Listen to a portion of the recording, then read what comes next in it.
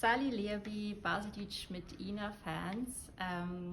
Ich melde mich zurück aus dem Mutterschutz und ich habe etwas parat gemacht oder auch angetatscht. Und am Anfang ein Disclaimer: Mein Baseldeutsch ist ein bisschen eingekostet. Sorry. Die letzten Monate habe ich nur mit dem Buschi geredet und mein Buschi versteht einfach nur Hochdeutsch. Und heute geht es um den Beschatter. Eine Rezension. Erste Eindruck. Ich verstand immer nur Bestatter, nicht Beschatter. Keine Ahnung. Ich finde, alle Basler Klischees sind vertreten. FC Basel, der Zolli, der Basler Leckerli, auch Sponsor übrigens, und die Ferry, der Rhein, alle Sites.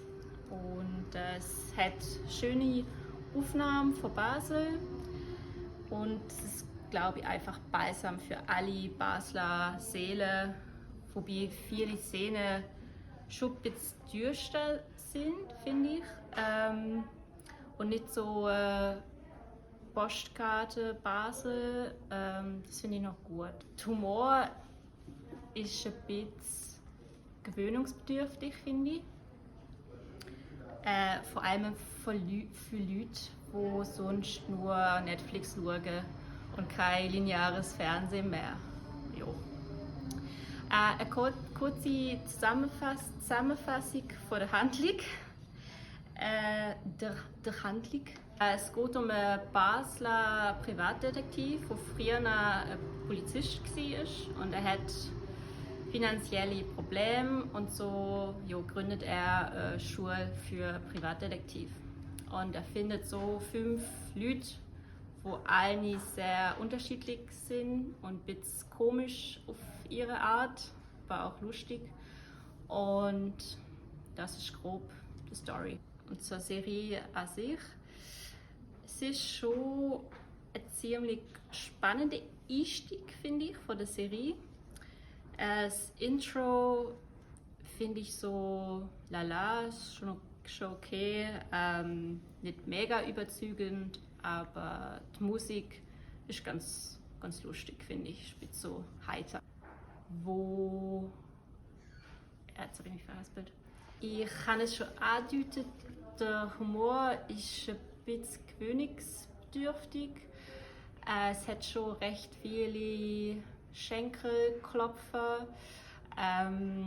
Und es hat so einen Moment, wo ich spüre, okay, jetzt sollte ich eigentlich lachen, aber ich bringe es nicht übers Herz, weil es einfach nicht lustig genug. Es hat natürlich einige Zürcher Witze, die nicht unbedingt lustig sind, wobei es hat eine Szene, wo ich musste lachen, wo der eine Beschatter in der FC Zürich Beiz ist und es geht ihm das FCB Portemonnaie ab und dann ist er outed.